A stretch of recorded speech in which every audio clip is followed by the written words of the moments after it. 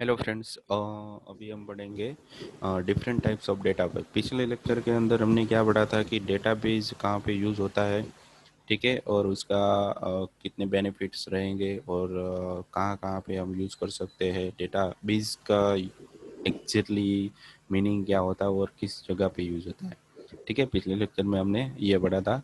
अभी हम क्या पढ़ेंगे कि कितने तरीके के डेटाबेस हमारे पास है और कितने तरीके के डेटाबेस यूज़ होते हैं अभी, ठीक है। तो यहाँ पे जितने भी डेटाबेस है यूज़ हो रहे हैं उसका एक डेफिनेशन है, उसकी सारी डेफिनेशन और डिटेल्स यहाँ पे आज हम पढ़ेंगे, ठीक है। तो पहला डेटाबेस है यहाँ यहाँ पे हमारे पास सेंट्रलाइज्ड डेटाबेस, ठीक है। दूसरा है हमारे पास डिस्ट्रीब्यूटेड डेटाबेस, तीसरा है नो एसक्यूएल डेटाबेस, चौथा है cloud database, relational database, network database, object oriented database and hierarchical database, ठीक है।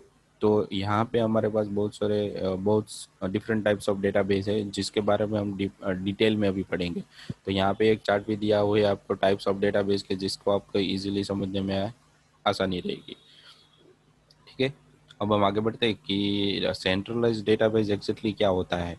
तो उसके अंदर हम कौन कौन सी चीज़ें पढ़ेंगे। तो सेंट्रलाइज्ड डेटाबेस है, उसके अंदर क्या रहता है कि जितना भी डेटा आपका रहेगा वो एक ही जगह पे पड़ा होगा, और जिस जगह पे पड़ा है, ठीक है, उसको यूज़ करने के लिए एक ही सिस्टम यूज़ होती है। मतलब उसको आपको कभी भी एक्सेस करना है तो आपको उस वेबसाइट के अंदर जाना पड़ेगा, लिंक्स के अंदर जाना पड़ेगा, और यहाँ से जिस तरीके का आपको फैसिलिटी दी है उस तरीके का डेटा आप फैच करवा सकते हो या स्टोर करवा सकते हो, ठीक है। तो हो गया हमारा सेंट्रलाइज डेटाबेस। उसकी मीनिंग डेफिनेशन क्या हो जाएगी, उसका मीनिंग क्या होगा यहाँ पे, तो यहाँ पे लिखा हुआ है it is the type of database that store data at a centralised database system, ठीक है। जो सेंट्रलाइज मतलब एक ही जगह पे स्टोर होगा। इट कंफर्ट्स द यूजर, मतलब यूजर को वो कंफर्ट देगा, ठीक है, डेटा को स्टोर करने के लिए और डिफरेंट लोकेशन से एक्सेस करने के लिए, ठीक है। It comforts the user to access the store data from different location through several application। अलग अलग तरीके की जितनी भी एप्लीकेशन आप बनाओगे, वेब एप्लीकेशन होगी या मोबाइल एप्लीकेशन होगी, आपको किसी भी तरीके से उस डेटाबेस को एक्सेस करना है, ठीक है। तो वहाँ पे ये डेटाबेस क्या रहेगा, वहाँ पे सेंट्रलाइज है, मतलब एक ही जगह पे पड़ा होगा। जिस तरीके की आप एप्लीकेशन बनाओगे उसके थ्रू आपको लिंक करवाना है, जैसे कि उस तरह का जहाँ पे डेटा पड़ा है उसको आप एक्सेस कर सकते हो। उसके लिए एग्जांपल यहाँ पे क्या दिया हुआ है कि सेंट्रल लाइब्रेरी दिया हुआ है और आधार कार्ड प्रोजेक्ट दिया हुआ है। सेंट्रल लाइब्रेरी मतलब मेरे पास किसी लाइब्रेरी के अंदर आपने रजिस्टर करवाया है और आपको उस बुक को पढ़नी है, ठीक है। तो आप जब लॉगिन करोगे तभी आप उस लाइब्रेरी के अंदर जितनी भी बुक्स है उसको आप एक्सेस कर सकते हो, ठीक है। तो ये वो हो गई वो आपकी सेंट्रलाइज लाइब्रेरी। और आधार कार्ड के प्रोजेक्ट के अंदर जितना भी आधार कार्ड पड़ा हुआ है, करोड़ों डेटा पड़ा होगा, तो एक ही जगह पे पड़ा होगा, ठीक है। उसको आप कभी भी एक्सेस करना है या डेटा आधार कार्ड के अंदर आपको फ़ोन नंबर या एड्रेस चेंज करवाना हो तो एक ही जगह पे होगा, ठीक है। डिफरेंट डिफरेंट डेटाबेस को यूज़ करता नहीं है। तो उसके एडवांटेजेस क्या हो जाएगी यहाँ पे, it is decrease the risk of management. जो हमें डेटाबेस को मैनेज करना होता है उसका रिस्क कम हो जाएगा बहुत ही। और डेटा को जो चेंज करेंगे, जैसे भी हम किसी भी तरीके के डेटा को चेंज करेंगे तो इसके जो मेन डेटा रहेगा, मतलब उसकी जो कोडिंग रहेगी उसके अंदर चेंजेस नहीं होगा, ठीक है। दूसरा एडवांटेज क्या है कि it provide a better data quality, मतलब जितना भी डेटा पड़ा हो वो एकदम जेन्युइन होगा, कोई भी गलत तरीके का डेटा होगा नहीं, मतलब स्टैंडर्ड डेटा वहाँ पे रहेगा। और जितना भी डेटा हमारा रहेगा उसको ऑर्गेनाइज करेगा स्टैंडर्ड तरीके से, ठीक है। It is lost costly less costly because of इसको मैनेज करने के लिए बहुत कम पर्सन चाहिए, क्योंकि एक ही जगह पे पड़ा हुआ है। जितना भी डेटा है उसको मैनेज करने के लिए एक या दो व्यक्ति हो गए तो फिर उसको मैनेज इजीली कर सकते हैं। ये इसका मेन एडवांटेज हो गया। फिर डिसएडवांटेज क्या है, तो अगर कोई सर्वर जो डेटा लाना या भेजने के लिए जो भी सर्वर बीच में रहता है अगर वो फेल हो गया, ठीक है, तो आपका जितना भी डेटा होगा वो लॉस हो सकता है। मतलब ये हमारे लिए जितना भी डेटा पड़ा वो हमने एक इतनी सारा पैसा खर्च करने के बाद हमने बनाया है, डेटा स्टोर करवाया है, इंफॉर्मेशन इकट्ठे की है, तो वो सारा डेटा का एक साथ डिलीट हो जाएगा। तो ये क्या हो गया, आपके बहुत बड़ा लॉस है। तो इसको मैनेज करने के लिए ये लोग बैकअप सिस्टम भी रखते हैं जो अपने आप बैकअप लेता रहता है, ठीक है। मतलब इसके चांसेस डेटा लॉस होने के बहुत ही कम है। ठीक है। तो ये हो गया सेंट्रलाइज है, और उसका हम फ्लो भी देखते हैं भाई कैसे वर्क करता है वो। तो उसके लिए एग्जांपल भी मैंने दिया हुआ है यहाँ पे कि अलग अलग बिल्डिंग्स दी हुई है और बीच में आपको इंटरनेट और वैन। देखो अगर इसके अंदर जितना भी डेटा पड़ा होगा वो आपका कहाँ पे पड़ा होगा कि ये कम्युनिकेशंस एंड सिस्टम कंट्रोल लिखा हुआ है ना, यहाँ पे आपका डेटा पड़ा हुआ है, मतलब एक ही जगह पे वो पड़ा हुआ है। ठीक है। और सर्वर क्या करता है कि आपको जो भी आप सर्च कर रहे हो वो सर्वर फाइंड करेगा भी कहाँ पे है वो डेटा। तो वो अपने इंटरनेट और अदर वेन से फाइंड करेगा भी, मेन फ्रेम में जाएगा और यहाँ पे डेटा फाइंड करके आपको देगा फिर सर्वर के थ्रू। अगर इसमें एक प्रॉब्लम ये है कि आगे बढ़ा हमने भी सर्वर लॉस हो जाता है, किसी कोई भी एक भी सर्वर लॉस हुआ तो आपका जो मेन डेटा है वो भी लॉस हो सकता है। मतलब ये क्या हो गया, वन टाइप ऑफ एक डिसएडवांटेज हो गया जो हमने यहाँ पे पढ़ा। Ready, if any server fail occur entire data will loss. तो ये एक सिस्टम हो गई जिसको आप एग्जांपल के थ्रू ग्राफिकली भी यहाँ पे शो कर सकते हो। तो ये हमारा सेंट्रलाइज डेटा हो गया। उसके बाद आता है कि डिस्ट्रीब्यूटेड डेटाबेस। डिस्ट्रीब्यूटेड मतलब हमने नाम से ही पता चलता है कि वो अलग अलग एक जगह पे नहीं होगा, अलग अलग जगह पे स्टोर होगा। ठीक है। तो unlike centralize database, centralize database की तरह नहीं, in distributed system data is distributed among different database system of organization. जो ऑर्गेनाइजेशन है वो अलग अलग डेटाबेस के अंदर अलग अलग डेटाबेस रहेगा और अलग अलग जगह जगह जगह वाइज वो उस जगह पे डेटा स्टोर होगा। जैसे कि सूरत में है तो सूरत के अंदर डेटाबेस अलग है, और वडोदरा में जाऊंगा तो उसको वहाँ पे डेटाबेस अलग है। मतलब जिस सिटी में आप होगे वहीं से उस सर्वर के डेटाबेस के अंदर से ही आपको डेटा मिलेगा। ठीक है। तो वो क्या हो गया कि डिस्ट्रीब्यूटेड सिस्टम हो गया, उसके अंदर सेंट्रलाइज सिस्टम वर्क नहीं करती। मतलब डेटा कनेक्टेड है। आप वडोदरा में अब पहले आपने रजिस्टर करवाया सूरत के अंदर, आप अभी किसी दूसरी जगह पे चले गए तो जैसे ही आप उस लिंक के अंदर अपना डेटा फाइंड करेंगे तो वो फाइंड तो कहाँ से करेगा, सूरत के अंदर से ही करेगा। ठीक है। मतलब दोनों सिस्टम के अंदर से दोनों डेटाबेस के अंदर फाइंड करेगा वो कहाँ पे है। मतलब आपका क्या हो गया कि वो भी सेंट्रलाइज ही हो गया वन टाइप ऑफ। पर कोई भी डेटाबेस आपका खराब हो गया, सर्वर लॉस हो गया तो ये दूसरे डेटाबेस को कोई फर्क नहीं पड़ता। ये आपका मेन एडवांटेज हो गया। ठीक है। This database system are connected via communication links. जैसे मैंने आपको बताया कि उसके लिए आपको क्या रजिस्टर करवाना है, उसकी एक लिंक्स आएगी जैसे ऊपर रहती है सेंट्रलाइज के अंदर। ठीक है। तो जिस डेटाबेस के थ्रू आप कनेक्टेड हो उसकी लिंक अलग आएगी और जो दूसरी जगह पे है उसकी लिंक अलग आएगी। मतलब डेटाबेस कनेक्टेड के लिए कनेक्टिविटी लिंक्स अलग अलग दी हुई है। जैसे कि एक दूसरे जो अलग अलग डेटाबेस है उसको कोई फर्क नहीं पड़ता। उसके एग्जांपल यहाँ पे क्या दिया हुआ है कि Apache, Cassandra, H base and Ignite, ये सारे डेटाबेस हो गए। इस ये सारे डेटाबेस हमारे पास यहाँ पे क्या है कि डिस्ट्रीब्यूटेड फॉर्म में दिए हुए हैं। उसके एडवांटेजेस क्या है, तो मॉड्यूलर डेवलपमेंट। मॉड्यूलर मतलब कैसे कि अलग अलग पार्ट्स में भी आप उसको डेवलप कर सकते हो। जैसे कि एक तरह का डेटाबेस है, मुझे उसे अलग तरीके से डेटा इंफॉर्मेशन स्टोर करवानी है तो वैसे भी कर सकते हो। दूसरे डेटाबेस है उसको भी मुझे अलग अलग तरीके से डेटा स्टोर करना तो भी कर सकते हैं। ठीक है। मतलब डेटाबेस का नाम सेम रहेगा पर वो अलग अलग जगह पे रहेंगे। जितनी इन्फॉर्मेशन अगर एक डेटाबेस में स्टोर हुई है वो दूसरे डेटाबेस में स्टोर होगी नहीं। मतलब दोनों एक इंटरनली एक दूसरे से कनेक्टेड ही रहते हैं। तो ये हो गया हमारा डिस्ट्रीब्यूटेड सिस्टम। ठीक है। It provide a better data quality which enable organisation to establish data standard. मतलब इसके अंदर भी सेम थिंग कि कोई गलत डेटा नहीं रहेगा। ठीक है। इसके अंदर मेन एडवांटेज क्या रहता है कि one server fail will not affect the entire data set. मतलब एक सर्वर फेल हो गया है तो उसके अंदर जितना भी डेटा पड़ा हुआ है उसको अफेक्ट नहीं करेगा, वो डेटा एज इट इज रहेगा। जहाँ पे सेंट्रलाइज डेटाबेस में क्या रहता था कि जैसे ही सर्वर फेल हो गया कोई एक भी तो हमारा डेटा लॉस हो सकता है, पर यहाँ पे ये चीज़ नहीं है। मतलब डिस्ट्रीब्यूटेड डेटाबेस वो ज़्यादा फायदेमंद है।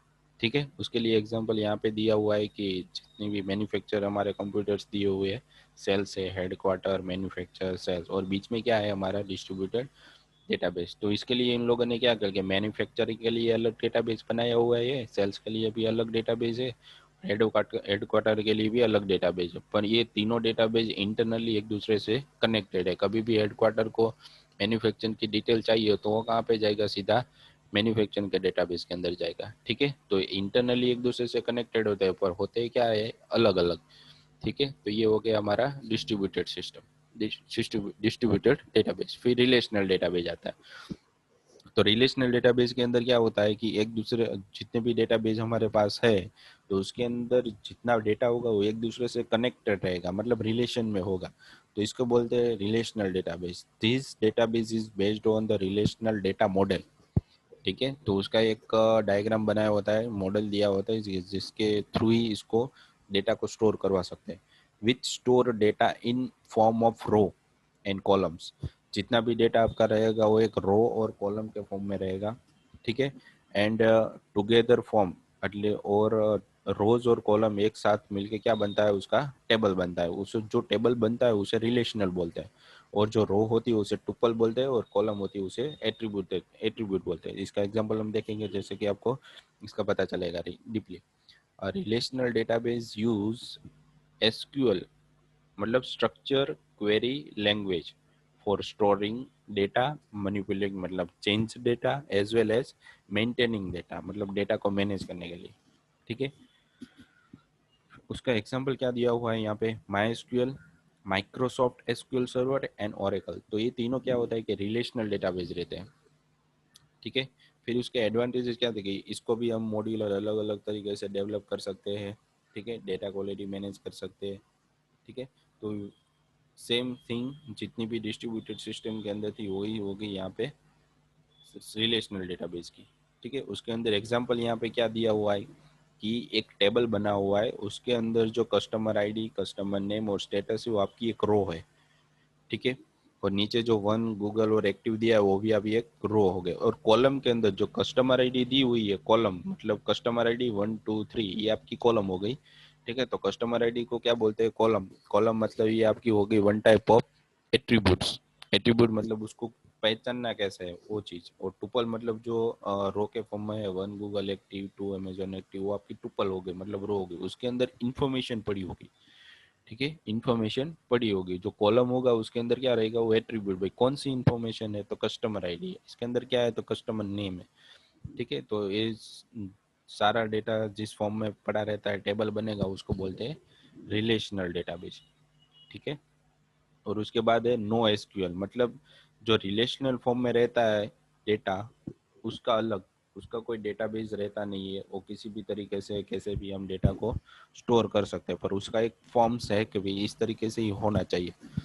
तो नो एसक्यूएल मतलब क्या हो गया कि उसके अंदर कोई स्ट्रक्चर क्वेरी लैंग्वेज, मतलब उसका कोई स्ट्रक्चर नहीं है फिक्स, वो किसी भी तरीके से आ सकता है डेटा। ठीक है, तो not only SQL is type of database is used for storing a wide range of data set। मतलब एसक्यूएल ऐसा डेटाबेस नहीं है जो डेटा स्टोर करने के लिए यूज होता है, बट इसके अलावा भी नो एसक्यूएल भी है। It is not relational database. तो नो एसक्यूएल रिलेशनल में नहीं होता। ठीक है, मतलब रो और कॉलम के फॉर्म में नहीं होता। ठीक है, as it store data not only in tabular form but it several different way, अलग अलग तरीके से उसको स्टोर करवा सकते। तो अलग अलग तरीके का क्या है यहाँ पे, तो यहाँ पे दिया हुआ है कि की वैल्यू, और की और वैल्यू के फॉर्म में होता है, कॉलम फैमिली के फॉर्म में होता है, ग्राफ के फॉर्म में भी हो सकता है, वो डॉक्यूमेंट भी हो सकता है। तो ये भी आपका वन टाइप ऑफ क्या हो गया, डेटाबेस भी हुआ। पर आपका क्या हुआ, नो एसक्यूएल, मतलब इसके अंदर कोई स्ट्रक्चर नहीं है, फिक्स स्ट्रक्चर नहीं है कि डेटा स्टोर करने के लिए। ठीक है, इट केम इनटू एग्जिस्टेंस, वो डेटा है। ठीक है, एग्जिस्टेंस मतलब वो वहां पे पड़ा हुआ है, इस फॉर्म में वो रहता है। ठीक है, when demand building modern application, अभी जिस तरीके की एप्लीकेशन और वेब एप्लीकेशन आप बना रहे हो, ठीक है, तो वो किसके बेस पर रहती है, अभी नो एसक्यूएल बेस पे। ठीक है, उसके एग्जांपल क्या है, तो कोई मोंगो डीबी है, रेडिस है, एच बेज है, वो सारी क्या होगी, न्यू एसक्यूएल के एग्जांपल होगी। इसके एडवांटेजेस क्या है, तो इट इनेबल्स गुड प्रोडक्टिविटी, मतलब जितना भी डेटा आपको उसके अंदर डालना होता है, वो जैसे ही डालते हो तो वो अपने आप ही डेटाबेस अपना डेटा बढ़ाता जाता है, मतलब स्केलेबल है, डेटा बढ़ता ही जाएगा।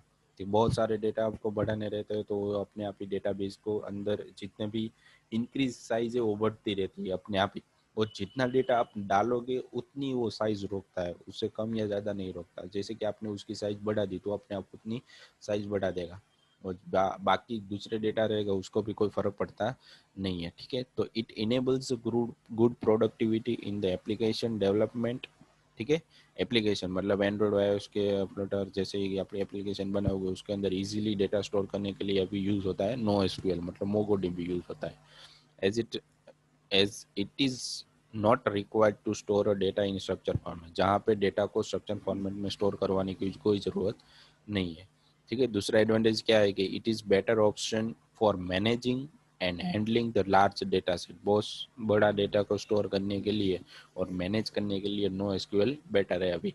और इट प्रोवाइड्स हाई स्केलेबिलिटी, मतलब स्केलेबिलिटी मतलब वो जितना भी डेटा आपको उसके अंदर बढ़ाना है उतना आप बढ़ा सकते हो। ठीक है। तो ये हो गया नो एसक्यूएल। उसकी एग्जाम्पल क्या है, तो यहाँ पे दो तरीके से दिया हुआ है कि एसक्यूएल में कैसे होता है और नो एसक्यूएल में कैसे होता है। तो एसक्यूएल के अंदर जितना भी डेटा रिलेशन है मतलब टेबल के फॉर्म में होता है। ठीक है।